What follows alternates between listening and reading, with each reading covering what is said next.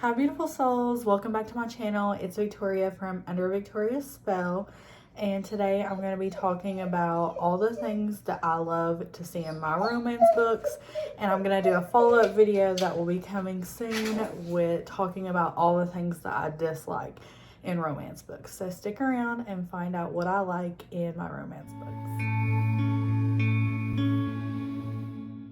Okay, so I've seen this video done by so many of my favorite booktubers, and I really wanted to join in and kind of talk about all the things that I love in romance books. I have my list right here to get my thoughts together, but I'm going to start with the first thing that I really love in romance, and that is a good slow burn and angst in my romance. I want to feel the characters not being able to be together or wanting each other so much that they don't do anything about it. Like, I love the push and pull and the cat and the mouse of a good slow burn romance.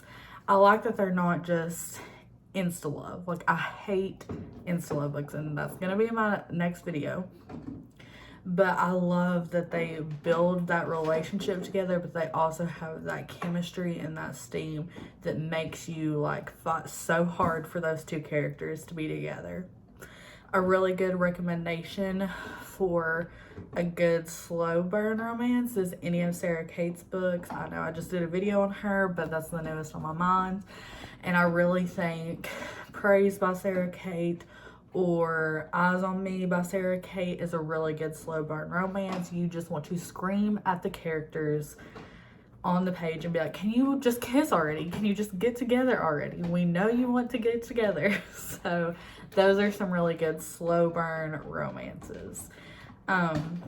Number two, which I feel like is so many people's, like, they love this in romances, but it's the touch her and you die trope.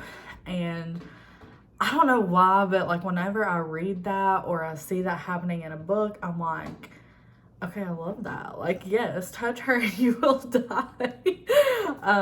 A really good recommendation for this is Real by Katie Evans. She's honestly one of the people that got me into reading. I love her books. This follows Remy and Brooke. And Remy is an underground fighter, and he's very much in the public eye. So when Brooke joins him on his tour in underground fighting, he is very protective of her, and he's very much touch her and you die. So this is a really good romance. There's another book to this series, and it's Mine by Katie Evans, but that's a really good one. There's just something about like the hero saying something to his heroine or anyone around his heroine and be like, touch her and you die. And it just makes you want to be like, yeah, that's true. But yes, another one that kind of follows up along with that, sorry if you can hear my dog in the background, he wants to get out and play so bad, but I have to film this video, is whenever our hero or our heroine says, you're mine. Something just happens to me whenever that happens. Like, whenever they're like, you're mine, I'm just like, yes, they're yours. I just love reading that. I know that can be seen as like so like possessive and toxic, but I just love that in my romance. I love when the hero or the heroine is like, you're mine, and I'm just like, you guys are yours. I really, really love that in romance books. The next thing I really like, it's number 4 on my list, is a really strong female character. I do like my damsels in distress, don't worry, but I love when a female has confidence about herself and the things that she does. And a really good romance recommendation is a series that I just got done reading, and that is the Carisi Brothers Billionaire romance series. This is the first book in this series, and this is the broken one, by Ruth Cardello. And the heroine in this book, she is so strong. She has her own company. She's confident in who she is, and she doesn't need a man. I love when a female can go about her life and know that she does not need a man. That just, adds to the romance, that when she finally lets a man do something for her, you can just tell you know, like she's letting her guard down because she's ready to accept love, even though she doesn't need a man. I love strong female characters. I'm not about, you know, the female characters that are so strong and they're like the ones I don't need a man, they kind of just piss you off in books. No, there needs to be a balance between the strong female characters. The next one is, I love whenever we get dual perspectives in a book. I like whenever we get the female and the male's perspective, or we get another character's perspective. I think that adds to the world building of the series or the book, and I think it helps you understand where they're at in the story.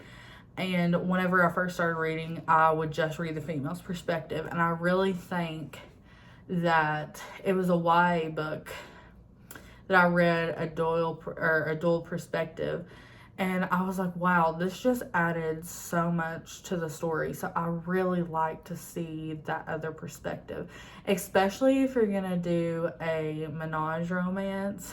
I think that it's interesting to kind of get all three perspectives, or however many there is, and it just adds to the steam, to the love. I just love getting all those perspectives.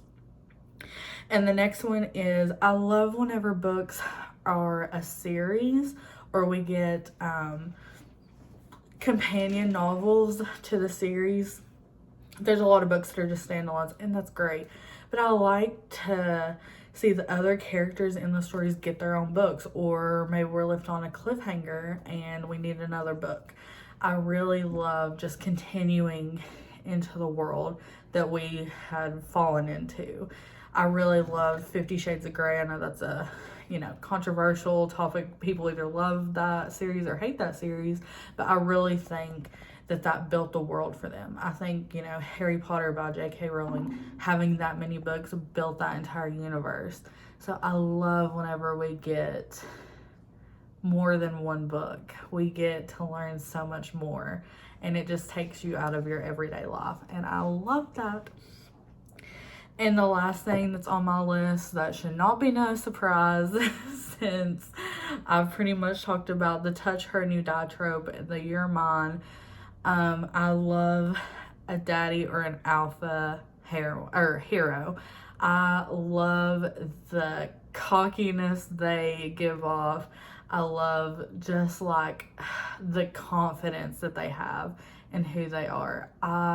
I just don't know what it is about it. When there's a male that's confident and he knows what he wants and he's gonna go after what he wants, it just does something to me while I'm reading. I love it. I love my cinnamon roll heroes. Don't get me wrong. I love the sweet guy. I love, you know, the good intentions guy. But I also love like an alpha, and he's gonna be like, I want you. I'm gonna get you, honey. I love that. It's I don't know. I just think it's so good.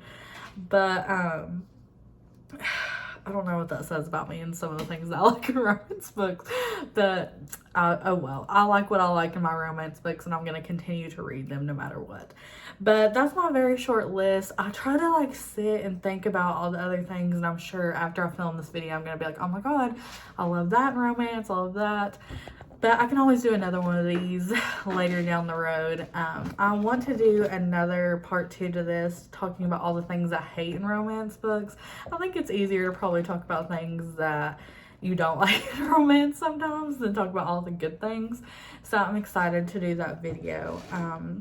I will link down a couple people's channel that has also done this video if you want to check it out.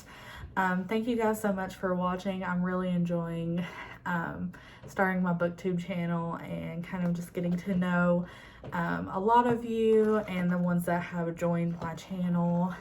If you want, you can like, comment, and subscribe down below and tell me all the things that you love in your romance books, or tell me something that you disagree with what I said and what I like in my romance books. But thank you so much for watching, and I will see you guys next time. Bye.